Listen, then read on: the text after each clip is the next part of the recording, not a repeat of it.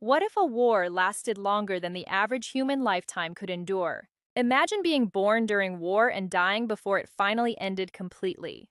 That nightmare became reality for generations across medieval Europe.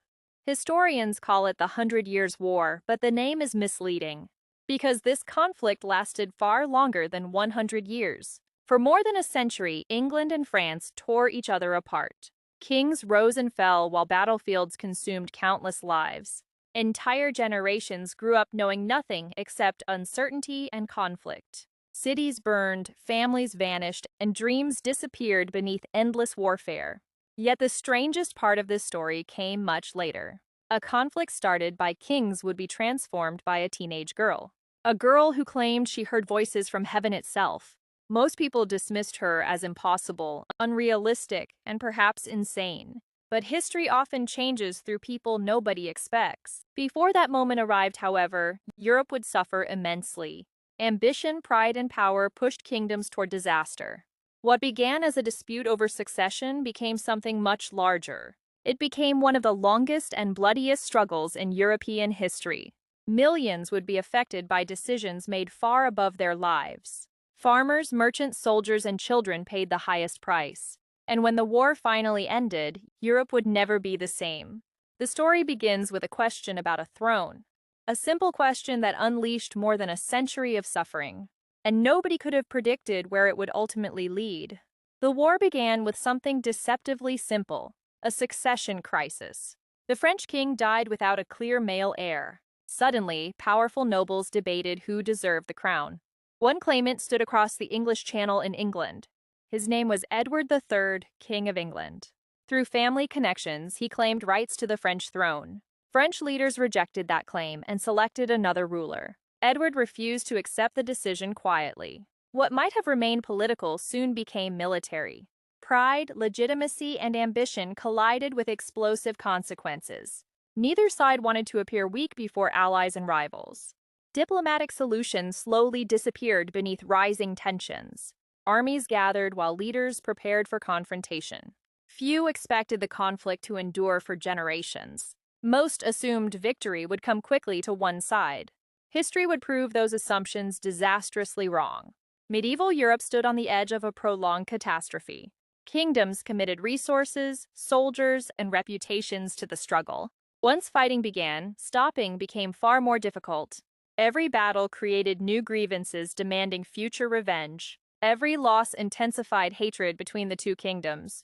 The cycle of conflict began tightening around both nations. Soon, the first major battles would shock medieval Europe completely, and the Age of Knights would face a brutal reality. In 1346, both kingdoms prepared for a confrontation that would change warfare. The French army appeared larger, wealthier, and far more impressive. Their heavily armored knights represented centuries of military tradition. Many expected a decisive French victory before battle even began. Across the field stood English forces led by Edward III. They possessed something underestimated by many European commanders: the English longbow, simple in appearance but devastating in practice. As the armies approached, weather conditions complicated the battlefield.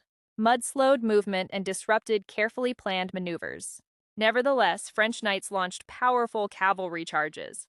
Then the sky seemed to darken with arrows. Thousands of projectiles descended upon advancing French forces. Horses collapsed, formations shattered, and confusion spread rapidly. Proud knights struggled to advance through mud and relentless arrow fire. Traditional battlefield assumptions suddenly proved dangerously outdated. Again and again, French attacks failed to break English positions. Casualties mounted as desperation replaced confidence among commanders. The battle became a demonstration of changing military realities. Technology and tactics were beginning to challenge aristocratic warfare traditions. By day's end, the French defeat was undeniable and shocking. Europe watched as centuries-old assumptions collapsed before their eyes. Yet Crécy was only the beginning of a much longer tragedy. Neither kingdom was prepared to abandon its ambitions, and the war continued growing more destructive with every passing year. As warfare continued, an even greater threat emerged across Europe. Unlike armies, this enemy recognized no borders or loyalties. It arrived silently and spread with terrifying speed. Historians remember it as the Black Death. Entire communities watched helplessly as disease consumed families and neighbors. Fear spread faster than reliable information could travel. Some believed divine punishment caused the catastrophe unfolding around them.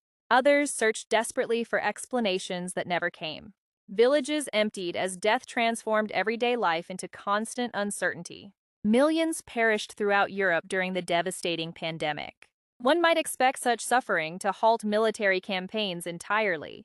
Astonishingly, the war endured despite unimaginable losses. Leaders still pursued power while populations struggled merely to survive. Resources diminished, economies weakened, and social structures fractured. Yet conflict remained deeply embedded within political ambitions. Temporary truces appeared but rarely lasted for long. Distrust between England and France remained too strong. Each side feared appearing weak during moments of vulnerability. As years became decades, exhaustion spread throughout both kingdoms.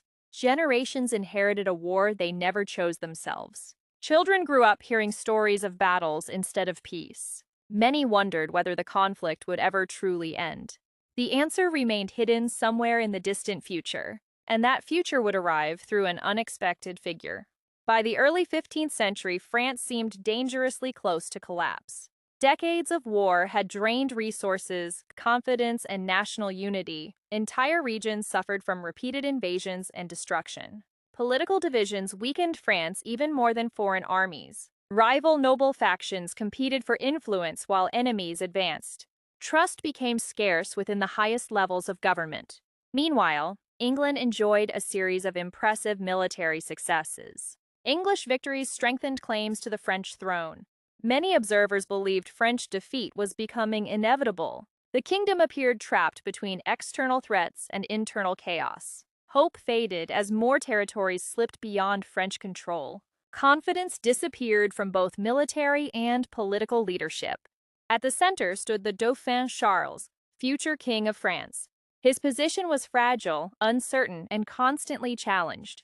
Even supporters questioned whether victory remained possible anymore. The future of France seemed darker with every passing month. Yet history often changes when circumstances appear completely hopeless. Great transformations rarely announce themselves in advance. Sometimes they begin in places nobody expects. Sometimes they begin with people nobody takes seriously. And soon, a teenage girl from a small village would arrive. She possessed no army, wealth, title, or political influence. Yet she carried something that France desperately needed. A belief powerful enough to challenge despair itself. Joan of Arc was not born into nobility or military privilege. She came from a modest farming family in rural France. Her life seemed destined to remain ordinary and unnoticed. Then Joan claimed she began hearing heavenly voices. According to her testimony, saints delivered messages from God. They instructed her to help save France from defeat. Most people would have dismissed such claims immediately. Many did exactly that during the early stages. Yet Joan's confidence remained unshaken by criticism or doubt.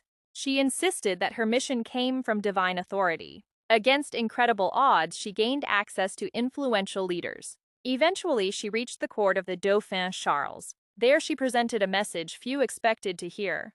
France could still win, despite years of humiliation and setbacks. Her certainty impressed people who had nearly abandoned hope. Advisors tested her, questioned her, and examined her closely. Somehow, Joan continued gaining supporters and credibility. The impossible slowly became imaginable within the French court. Soon she received armor, a banner, and military responsibilities. A peasant girl was preparing to enter a national war. Her arrival shocked allies and enemies alike. Nobody knew whether she would become a miracle or disaster. What happened next exceeded almost every expectation. France was about to experience a dramatic transformation. In 1429, Joan traveled to the besieged city of Orléans. The city's fall would have been devastating for France. English forces believed victory was within reach. French defenders struggled against exhaustion and declining morale. Then Joan arrived carrying confidence where fear had dominated. Her presence electrified soldiers and civilians alike. She encouraged action when hesitation seemed safer. She inspired courage when despair appeared unavoidable. Soon, French forces launched aggressive operations against English positions. The fighting became intense, chaotic, and emotionally charged. Joan herself remained near the action despite enormous personal danger. Her determination became a symbol for the entire army.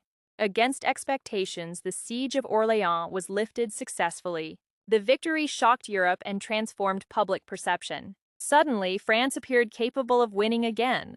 Momentum shifted in ways few observers predicted possible. Joan's reputation spread rapidly throughout the kingdom. Supporters viewed her as a divine messenger and national savior. Critics remained skeptical but could not ignore results. Confidence returned to a nation that desperately needed it. The psychological impact proved as important as military success. For the first time in years, France believed again. Yet triumph would soon be followed by tragedy. Joan's greatest challenge still lay ahead.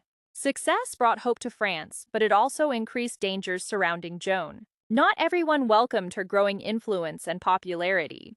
Political rivalries continued behind the scenes despite military victories. Joan remained committed to driving enemy forces from French territory completely. She continued participating in campaigns despite mounting risks. Then fortune suddenly turned against her.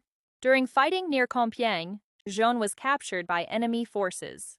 The event shocked supporters across France. Many expected efforts to secure her release immediately. Instead, Joan found herself isolated and increasingly vulnerable. She was transferred into the hands of English authorities. A highly controversial trial soon followed. Accusations focused on her visions, actions, and religious legitimacy. Joan faced experienced interrogators determined to discredit her completely. Yet she answered many questions with remarkable composure and intelligence. Even opponents acknowledged her unusual confidence under pressure. The proceedings gradually moved toward a predetermined conclusion. Joan was declared guilty and sentenced to death. She was only 19 years old. In 1431, Joan was executed by burning in Rouen. Flames consumed the young woman who inspired a nation. Many believed her death would destroy French morale entirely. They assumed the symbol of resistance had been eliminated. History, however, had one final surprise waiting. Joan's enemies expected her death to extinguish French resistance forever. Instead, the opposite happened in extraordinary fashion. Her execution transformed her into a powerful national symbol. The story of Joan spread across France with renewed emotional force. Soldiers remembered her courage whenever battles became difficult. Civilians remembered her faith whenever circumstances seemed hopeless. Her influence survived because it had become larger than one person. France increasingly viewed itself as a united nation. That emerging identity strengthened resistance against foreign control. Year after year, French fortunes gradually improved. Strategic victories accumulated while English influence weakened. Momentum shifted steadily toward the French crown. Territories once considered lost were slowly reclaimed. Military reforms improved France's effectiveness on the battlefield. Economic recovery helped sustain continued campaigns. England struggled with internal challenges and mounting costs. The balance of power changed dramatically over time. Eventually, the conflict approached its decisive conclusion. In 1453, French forces achieved victory at Castillon. The battle effectively ended major fighting between the kingdoms. After generations of warfare, the long nightmare was finally ending. France emerged victorious despite earlier predictions of collapse. And Joan's influence remained impossible to ignore. The girl who died had helped her nation win. The Hundred Years' War officially ended after approximately 116 years. Ironically, the famous name was never entirely accurate. Yet the conflict's importance extends far beyond its duration. Entire generations lived and died beneath its shadow. Countless communities suffered losses impossible to fully measure. Economies, political systems, and military institutions changed permanently. The war helped shape the development of modern nation-states. People increasingly identified with nations rather than feudal loyalties alone. France emerged stronger and more unified than before. England turned inward and faced major challenges of its own. The medieval world was gradually giving way to something different. New ideas about power, identity, and warfare continued evolving. Yet one figure remains inseparable from this remarkable story. Joan of Arc became a legend transcending politics and military history. Her story demonstrated the extraordinary impact a single individual can have. especially when others have already surrendered hope. The war began because powerful rulers pursued crowns and authority. It ended with a nation transformed by belief and identity. That contrast remains one of history's most fascinating lessons. Sometimes strength emerges from the most unexpected places imaginable. Sometimes a peasant girl changes the fate of kingdoms. Sometimes history turns on courage rather than power. And sometimes the longest wars create the strongest national identities. That is the enduring legacy of the Hundred Years' War.